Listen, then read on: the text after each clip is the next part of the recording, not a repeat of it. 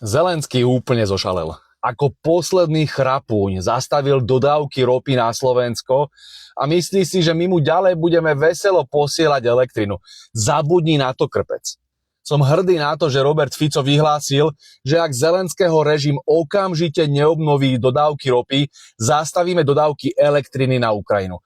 Takto sa to robí do psej matere. Som hrdý aj na Maďarov, ktorí sa rozhodli zablokovať vojenskú pôžičku Bruselu vo výške šialených 90 miliard.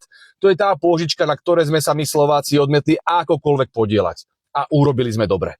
Zločinci ako Zelenský si nezaslúžia žiadnu pomoc. Však keď vyschneš, Volodymyr, rozmyslíš si, či budeš ubližovať Slovákom a Maďarom. Namiesto vďačnosti sa správaš ako vojenský agresor a zbabelo útočíš na Slovensko a Maďarsko. Kyjevský mesiar.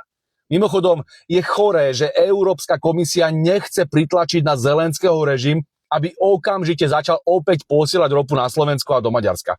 Tu sa krásne ukazuje, že Bruselu sú prednejšie cudzie záujmy a odmieta brániť vlastné členské štáty. Na čo je takáto únia? Brusel je vo vojne so Slovenskom a Maďarskom a už to ani neskrýva. Vymýšľajú si tam trápne zámienky, aby komplikovali život Slovákom iba preto, že nechceme tu ich sebevražednú vojnu proti Rusku.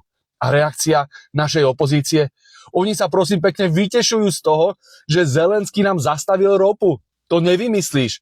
Prepáčte, ale ako veľmi musí byť niekto retardovaný, keď sa teší z toho, že ľudia na Slovensku nebudú mať benzín kvôli zločincom z Ukrajiny. To sa vôbec dáš takto nenávidieť Slovensko? Však sa odpracte do Kyjeva, nakúpte si zlaté záchody a choďte tam kradnúť aj s tým vašim kápom Zelenským a dajte už pokoj Slovákom, vy judáši.